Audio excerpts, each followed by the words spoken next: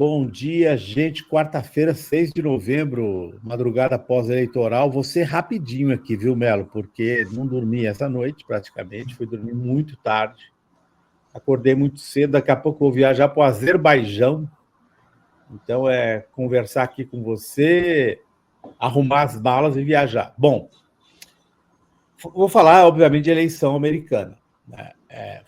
Demonstra um grande fracasso da mídia hereditária, da mídia corporativa dos Estados Unidos, que fez, como eu já disse aqui, uma cobertura totalmente pró-Kamala Harris, empurrou a ideia de que ela poderia vencer colocando como tema número 1 o aborto. Então, o aborto ele fracassou como tema de campanha, né? Inclusive, ontem, vários estados que fizeram plebiscitos, o aborto passou em Nova York, mas ele passou na Flórida, onde se esperava que passasse. Né? Não tem o balanço total, mas passou em alguns estados, não passou em outros, e não serviu para impulsionar.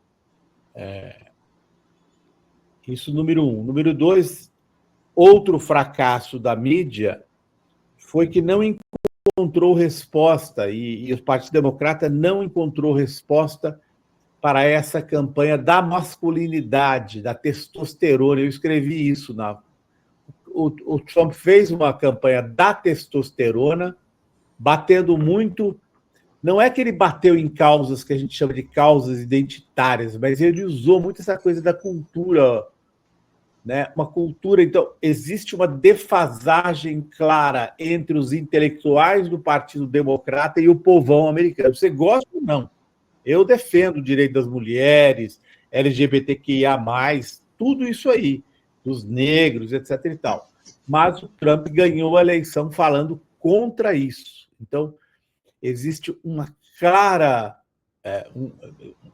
dissociação entre o Partido Democrata e o homem do interior, a pessoa comum do interior dos Estados Unidos. Porque essa foi uma eleição ganha pelo trabalhador não qualificado, ou o trabalhador pode ser qualificado, mas que não tem curso universitário, o cara comum lá do interior, o cara da Pensilvânia, de Wisconsin, tanto é que ele vai ganhar em Wisconsin, vai ganhar no Michigan e vai ganhar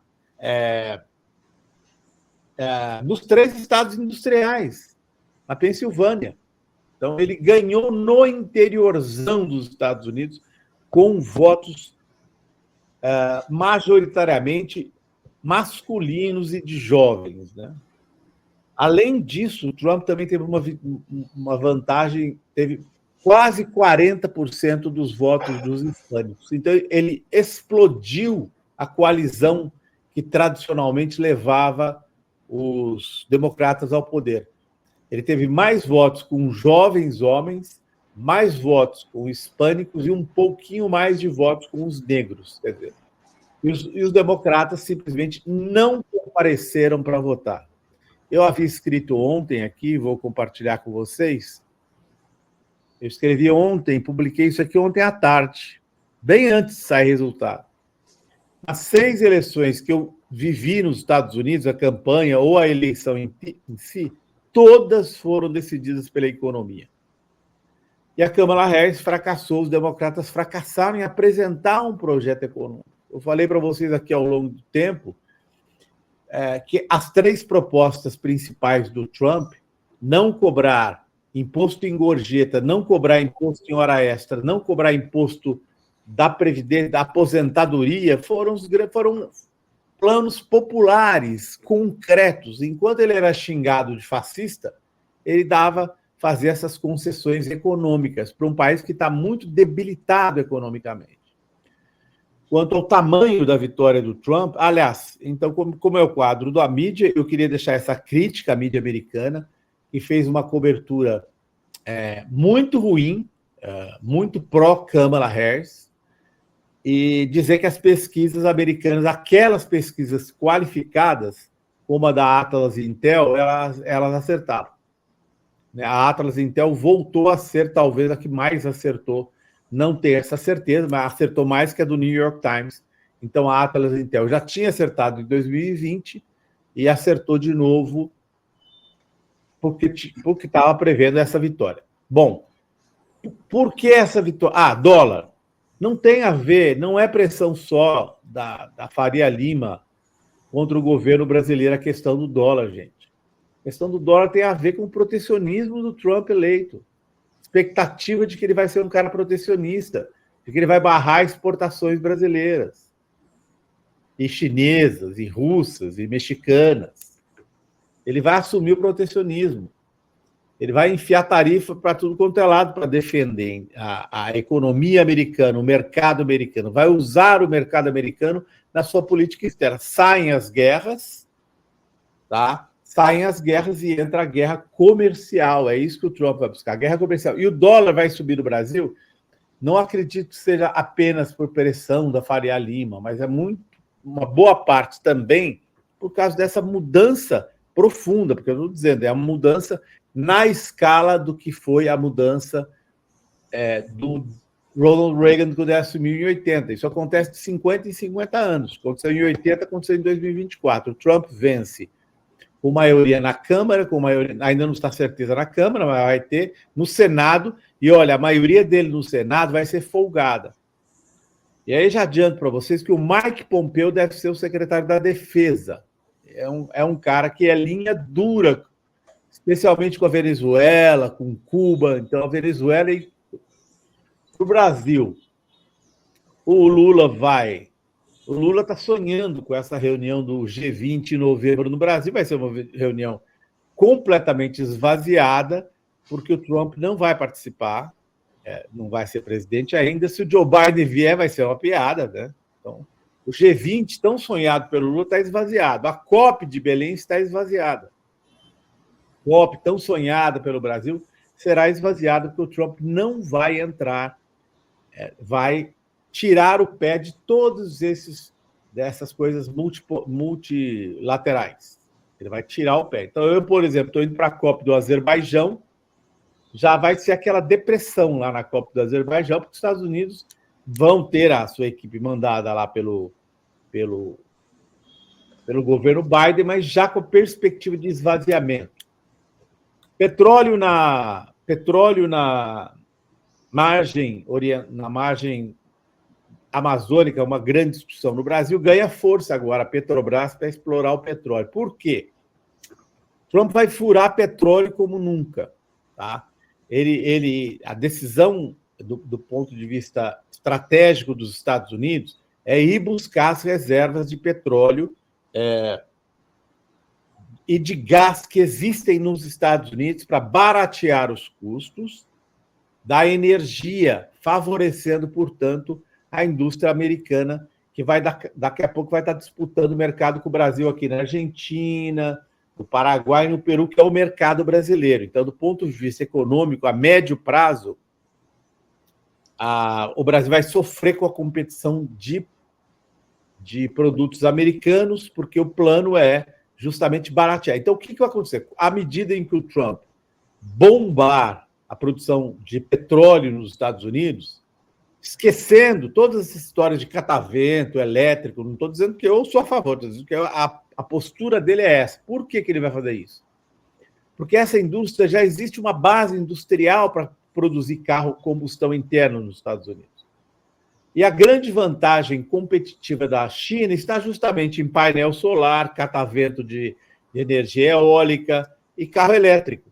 Então, ele vai taxar esses produtos da China e vai usar uma base industrial que já existe, tecnologia que eles já dominam, que é a produção de carro a combustão interna. Então, esqueçam a questão do aquecimento solar. Vamos continuar com o aquecimento como crise climática.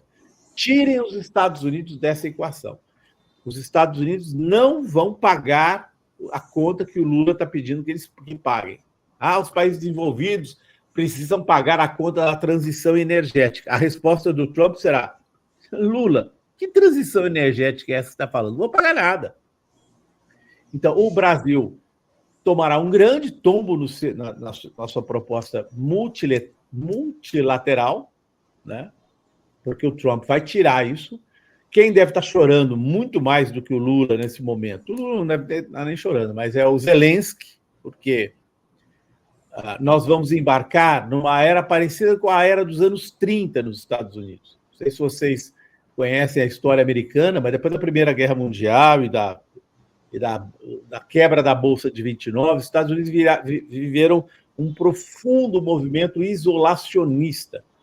E é um pêndulo lá. Vai o isolacionismo, volta, vai e volta, vai e volta. Então, nós vamos mergulhar de volta no...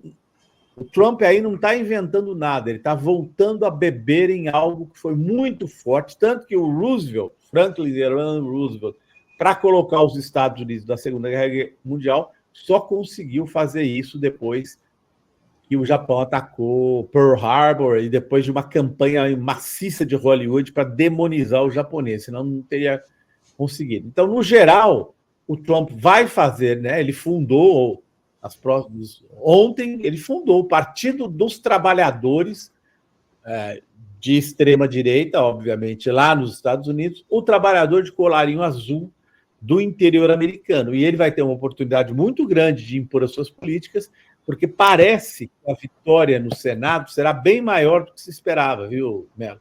Não será por 1, 2 votos. Ele talvez tenha 6, 5, 6 votos de frente no Senado, o que dá a ele uma margem tranquila para 2 anos, ao menos, de uma política de mãos livres com a sua proposta. Então, para mim, é uma mudança profunda. Nós nem chegamos a imaginar tão grande, tão equivalente à vitória do Ronald Reagan em 1980, que abriu o mundo para a globalização. Então, e, finalmente, para encerrar, o Trump, com essa vitória maciça, ele teve uma grande vitória nas principais cidades americanas.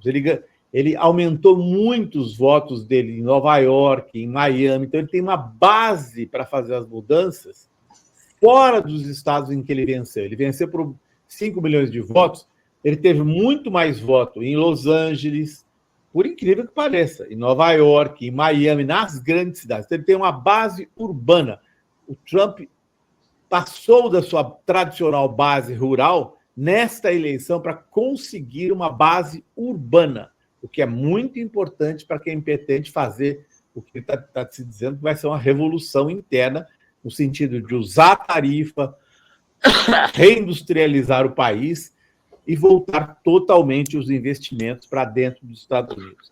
Situação muito ruim para a Venezuela, especialmente, porque o Trump vai para cima de Venezuela e de Cuba, e o Brasil vai ficar com, como se diz, a coisa na mão.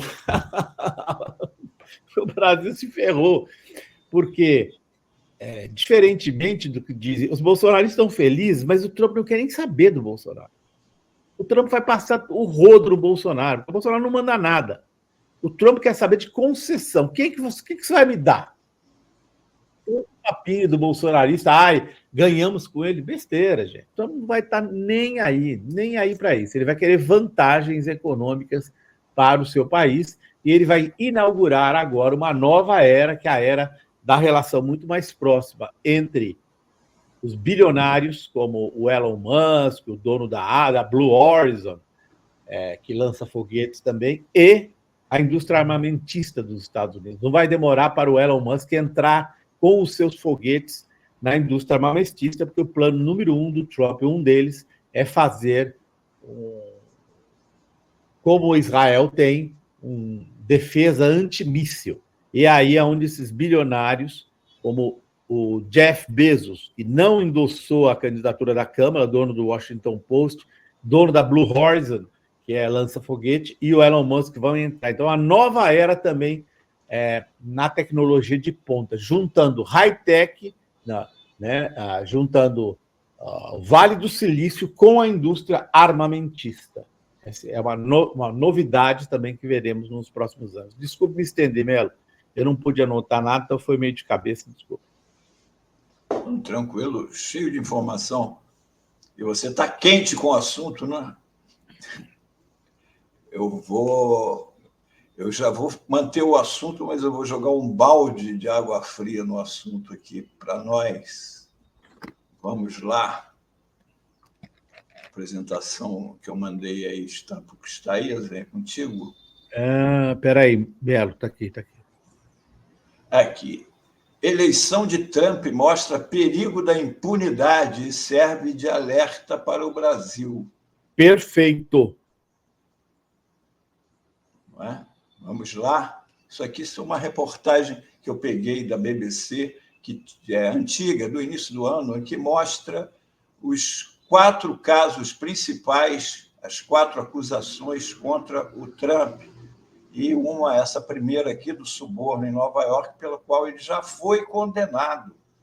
Ele é condenado lá nos Estados Unidos, ficou faltando apenas a pena que o juiz ficou de dar depois das eleições.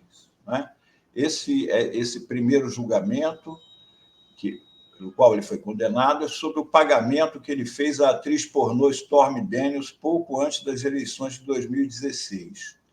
Ali, na verdade, ele não pagou, como diz aqui a reportagem, não foi pelo pagamento de suborno. Lá nos Estados Unidos, o pagamento de suborno não é ilegal. O problema foi a contabilização criativa que o Trump usou para pagar o advogado e o advogado pagar a atriz. Né? Então, por isso, ele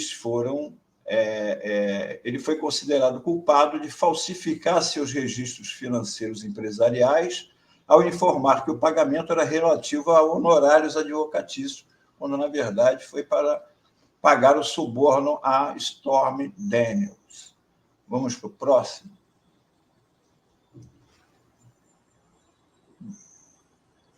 O julgamento começou em meados de abril e terminou em 30 de maio. Os jurados deliberaram durante 2 dias antes de retornarem com o veredicto de culpado. O Trump pode ir para a prisão? Cada uma das acusações prevê uma pena máxima de 4 anos de prisão, embora um juiz possa dar uma sentença de liberdade condicional a Trump. Especialistas jurídicos disseram à BBC que acham improvável que Trump seja preso e que uma multa é o desfecho mais provável. Imagina se já achavam isso antes dele ser eleito presidente, imagina agora, não é? O juiz, como é que vai ficar? Vamos ao outro caso de acusação contra ele.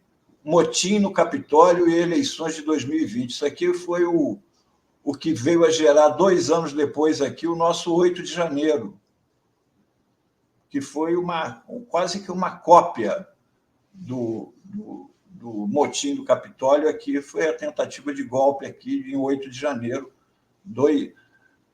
aqui em 2023, lá em 2021. Os promotores federais alegam que Trump, pressionou as autoridades para subverter os resultados, espalhou conscientemente mentiras sobre fraude eleitoral e tentou explorar um motim no Capitólio em 6 de janeiro para atrasar a certificação da vitória de Biden e permanecer no poder. Parece alguém aqui no Brasil, né? É impressionante, ó. Pressionou as autoridades para subverter os resultados. Aqui ele se reuniu até com o comandante do Exército, da Marinha e da Aeronáutica para dar um golpe. Espalhou mentiras sobre fraude eleitoral e tentou explorar o motim no Capitólio. Aqui ele ficou quietinho com o golpe porque estava lá fora, né? O Trump foi acusado de 4 crimes, incluindo conspiração para fraudar os Estados Unidos e conspiração contra os direitos dos cidadãos. Vamos para o próximo slide.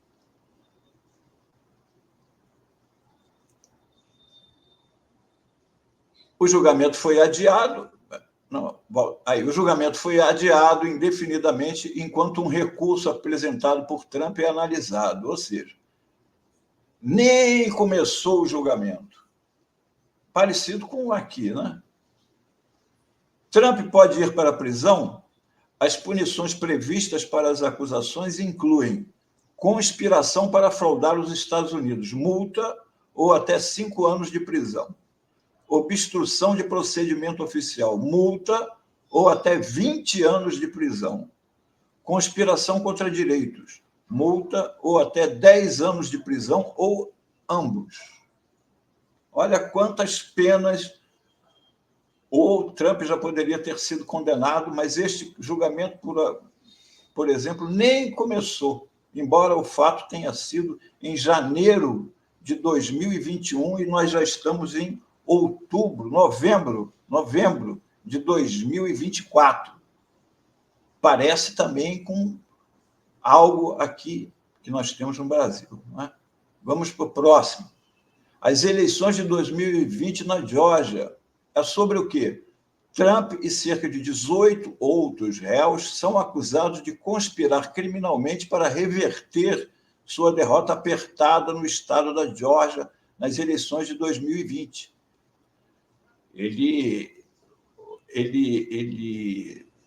O vazamento de um telefonema no qual o Trump pedia à principal autoridade eleitoral do estado que encontrasse 11.780 votos para ele bater o Biden lá na Geórgia. Ou seja, fraudulentamente, na cara dura, o presidente, porque ligou para a principal autoridade eleitoral do estado para que encontrasse 11.780 votos para ele. Trump foi acusado de 13 crimes, posteriormente reduzidos para 10. Vamos ver quantas. Vamos para o próximo slide para ver quantas. Trump pode ir para a prisão. A acusação de criação e operação de rede de extorsão e coerção prevê uma pena máxima de 20 anos de prisão. Os promotores da Geórgia teriam que provar que havia um padrão de corrupção, papapá. O julgamento não começou até hoje. Imagina se vai começar agora, não é? Vamos para o outro, quarto grande crime de que ele é acusado. Documentos confidenciais. O Trump, quando presidente, levou vários documentos confidenciais do governo dos Estados Unidos para a casa dele. E lá esses documentos permaneceram, mesmo quando ele já não era mais presidente, na presidência do Biden.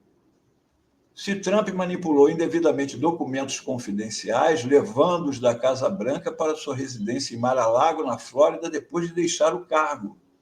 É também sobre se ele obstruiu as tentativas do FBI, a Polícia Federal Americana, de recuperar os arquivos, assim como a investigação criminal sobre o manuseio deles.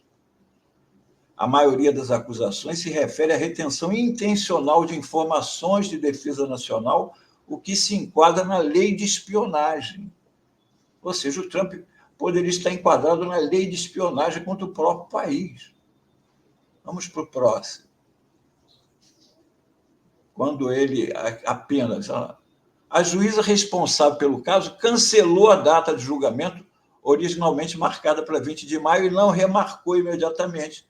Portanto, ele nem começou esse julgamento, e provavelmente agora com o Trump eleito. Então, o Trump poderia ir para a prisão.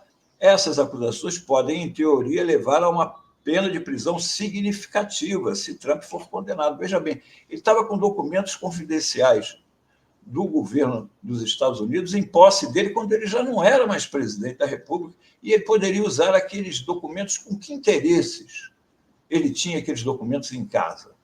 Não é?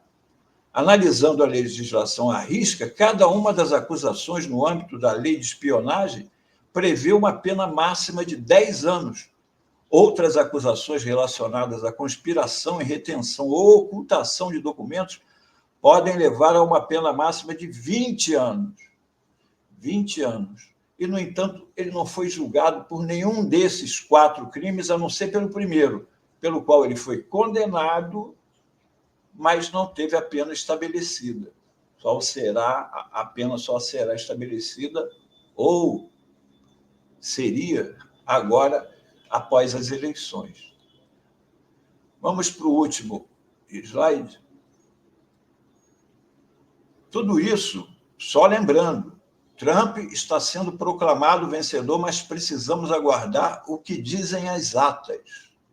Porque lá nos Estados Unidos e aqui no Brasil está todo mundo aceitando a eleição do Trump, segundo as leis dos Estados Unidos. Por que não aceitamos as leis da Venezuela? O que diz o Conselho Nacional Eleitoral da Venezuela? O que diz o Superior Tribunal de Justiça da Venezuela? Por quê? Porque acreditamos que a vitória de Trump foi estabelecida legalmente. Lá nem existe TSE, lá não existe um tribunal. Cada estado define as suas regras.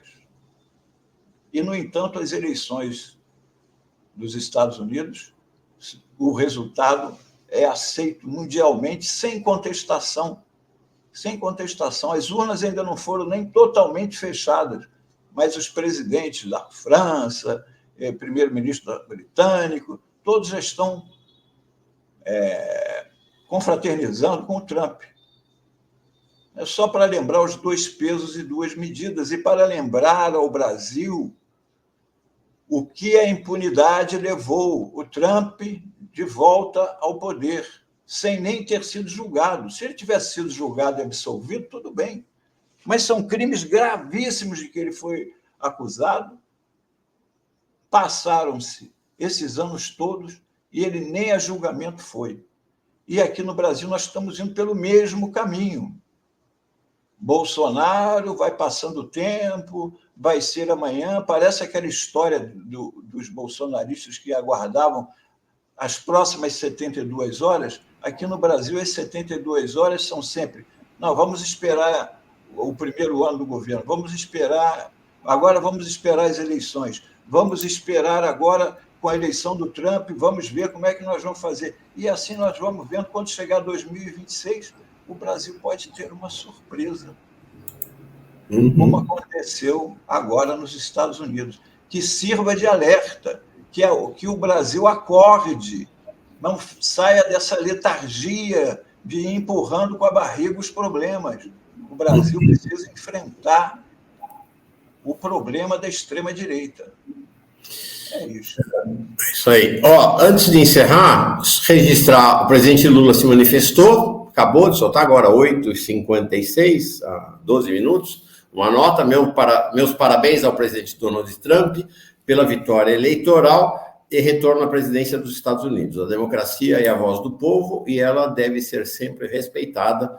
O mundo precisa de diálogo e trabalho conjunto para termos mais paz, desenvolvimento e prosperidade. Desejo sorte e sucesso ao novo governo. É a manifestação do presidente Lula. Presidente Lula, faz uma reunião do seu Estado maior, porque o cenário mudou e mudou muito. Como a Zenha falou, já era o G20, já era a COP, já era... Então, Mauro, assim, o Lula fez... o G20. Gente, G20 acabou. Vai ser uma pilhéria, uma piada.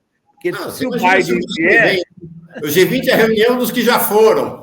Isso, vai ser a reunião dos que já foram. COP, esquece, o mundo deu uma guinada. E, viu, Melo, o sentenciamento do Trump é para daqui a alguns dias, aquele do caso de Nova York. E ele, depois que assumir, ele pode se dar perdão nos casos federais. Não vai para frente, né? Não vai. Algo importante é que, neste momento em que há uma mudança no cenário mundial, em que vão ser retomadas as agressões à ONU, a todas as instâncias multilaterais, ao G20, à COP, tudo isso, o governo brasileiro, em vez de virar para os BRICS e se apoiar nos BRICS, tentou fazer uma reaproximação com o Ocidente, comprar briga com a Venezuela, um negócio assim... Cara, Mauro, sabe aquele negócio do timing? Tipo assim, você faz um lançamento maravilhoso, o Melo faz aquele lançamento de Gerson na cara do gol. Eu vou chutar com o gol vazio e eu chuto vazio. É mais ou menos o que o governo Lula fez. Ele se afastou do BRICS no momento em que os Estados Unidos vão implodir todo o multilateralismo. Quer dizer, não faz sentido. Não, e esse cenário conviria ao presidente Lula a convocar uma reunião do seu Estado-Maior, e aí o Estado-Maior dele não é tão maior assim, convocar Zé Dirceu, Genuíno, convocar os nomes históricos que tiveram com ele em outros mandatos para repensar o governo nesse cenário. O mercado financeiro indo para o pescoço. Espera o Copom hoje. Hoje tem Copom, gente. Hoje ainda tem Copom. Posso te dizer uma coisa, Mauro, que a gente ainda vai dar muita risada, Melo e Mauro. Nós vamos rir muito ainda dos bolsonaristas. Sabe por quê? Como eu disse que eu assisti tudo do Trump por uma questão profissional, teve uma entrevista do Trump a Bloomberg, lá em Chicago. Em Bloomberg. Aí o cara... Ô, Trump, mas como é que vai ser a questão dos juros? Ele falou, questão dos juros, eu é que devia decidir. Eu vou fazer pressão no Fed americano para baixar os juros. Ou seja, cadê a independência do Banco Central que os bolsonaristas tanto defendem no Brasil? O Trump falou, e eu ouvi, eu vou sentar com o cara do Fed e eu acho que o presidente da República tem que dar palpite, tem que dar direção para o cara... Justamente o que aqui não, opa, pera, independente. Não sei se a gente vai dar risada, não, porque o cenário é dramático para nós. Olha o cenário, o governo está para aprovar um pacote de austeridade, de lançar um pacote de austeridade. Olha o cenário que a gente tem. A possibilidade da extrema-direita e de setores do centrão votarem contra o pacote de austeridade de perfil neoliberal, fazendo a defesa do povo, e o governo Lula tendo que defender um pacote de austeridade. Olha as situações complexas que a gente vai se meter. Muito difícil. Lá nos Estados Unidos, a imprensa, para terminar nesse quadro Fórum Mídia com as notícias de agora, desse instante, a imprensa, como você falou, hereditária, né? A imprensa liberal lá é uma imprensa de oposição ao Trump, como a imprensa que, de certa hoje, é de oposição ao Bolsonaro, e se alinha com o Partido Democrata, que é o PSDB de lá, né? Então, está lá o Washington Post agora na manchete. Vejam aqui como está o Washington Post. Trump vence. E aí, embaixo, vem... começa... Opa, está aqui. Torna-se o segundo presidente a ganhar mandatos não consecutivos, o primeiro criminoso. O pau vai comer. O pau vai comer lá.